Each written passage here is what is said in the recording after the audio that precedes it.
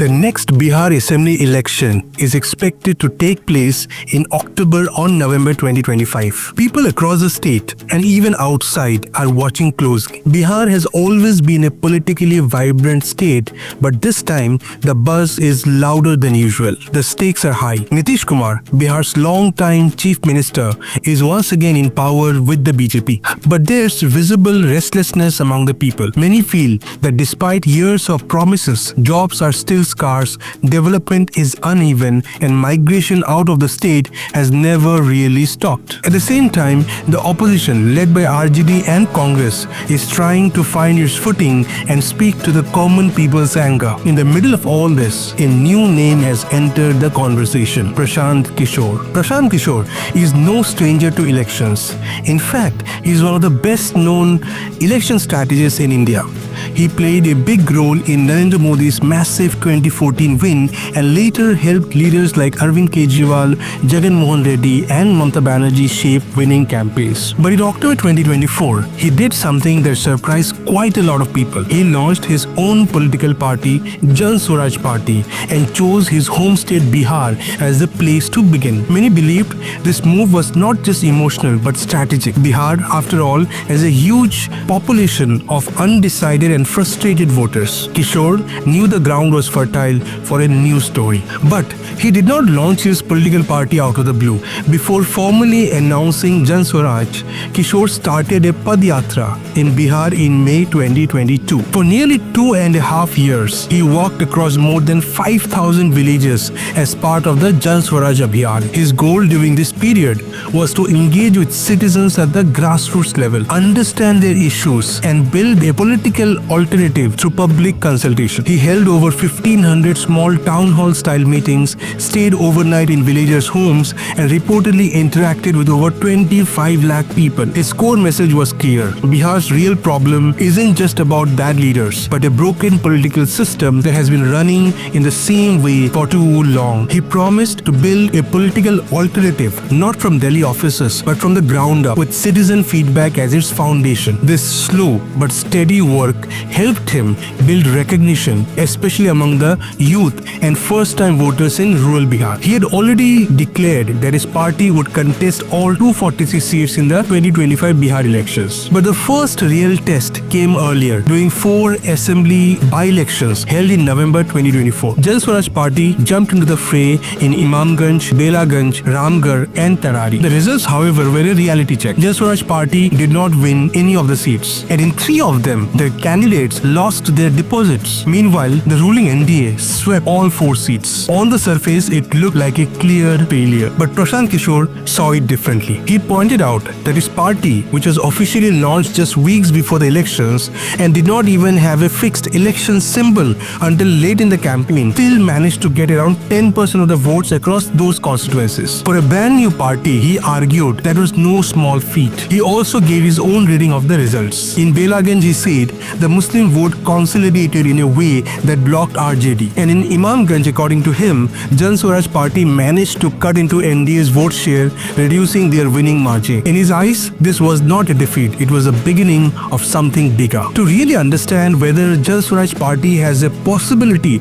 of winning Bihar 2025 elections or not, we need to look at the bigger picture, the political atmosphere in Bihar as it stands today. This is a state where politics is deeply entrenched, alliances are complex, and voter loyalty often runs along caste and community lines. Right now, the BJP-JDU alliance, known as the NDA, is in power, and they are trying hard to project an image of stability and performance. Chief Minister Nitish Kumar, who has been at the helm for nearly 2 decades in different stints, talks about progress in infrastructure, better roads, more school for girls, and his close coordination with the Modi government in Delhi. These are the talking points the NDA is pushing hard. But underneath the surface, the picture is not so smooth. Many in Bihar are unhappy about rising crime, joblessness, and the ongoing problem of youth migration to other states. More than 30% of Bihar's youth between 18 and 29 are either unemployed or underemployed, as per recent CMIE reports. Government recruitment drives are slow, and when jobs are announced,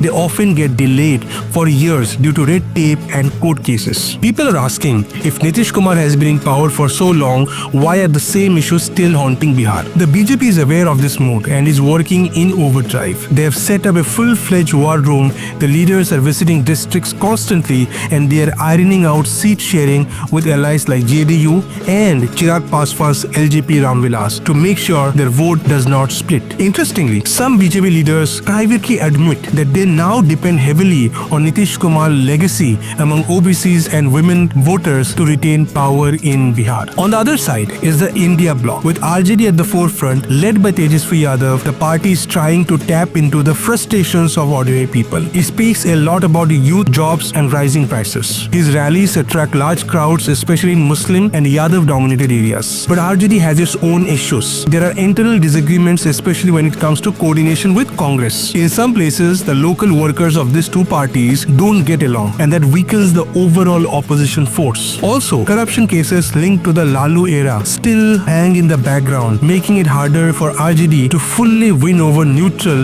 or upper caste voters. Then there's Chirag Paswan, the young and ambitious leader of the LJP Ramvilas. He's been trying to step out of his father's shadow and reclaim the Dalit vote bank. He's made bold demands, asking for 30 seats from the NDA alliance, and has even suggested he is ready to fight all 243 seats if he has to. But many feel his real strength comes from his alliance with BJP, and without it, his impact might remain limited. Even NDA leaders seem to view him more as a bargaining chip in Delhi politics than a real game changer in Patna. So far, Chirag has mass appeal but limited cadre strength on the ground. It is in this tightly packed and competitive space that Prashant Kishor is trying to break in. His Jan Suraaj Party is challenging the entire political setup that has ruled Bihar for decades. Kishor believes Bihar needs not just a new leader but a new system built on planning, monitoring and accountability, things he claims none of the current players prioritize. Whether people are ready to switch from familiar faces and castes to a new model of governance that Kishor promises remains to be seen. But clearly,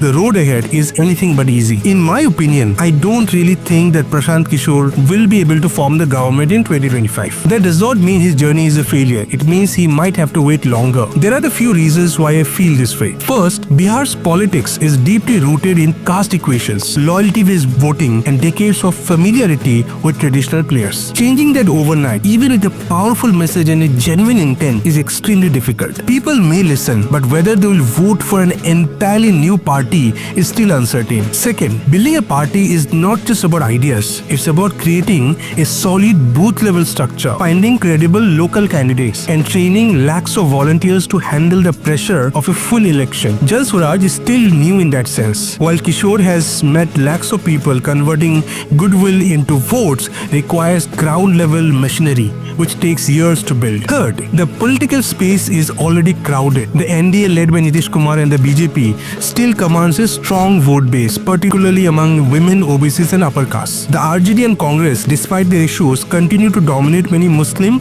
and Yadav majority areas. In such a fragmented field, it's hard for a new party to sweep enough seats to form a majority on its own. That said, I do believe Prashant Kishor will make a dent in the upcoming elections. He has already drawn attention, especially among the youth and rural first-time voters. If he stays the course and continues to build slowly, he may very well emerge as a serious contender in the next election cycle. But for 2025, the path to power seems very difficult. Thank you for watching.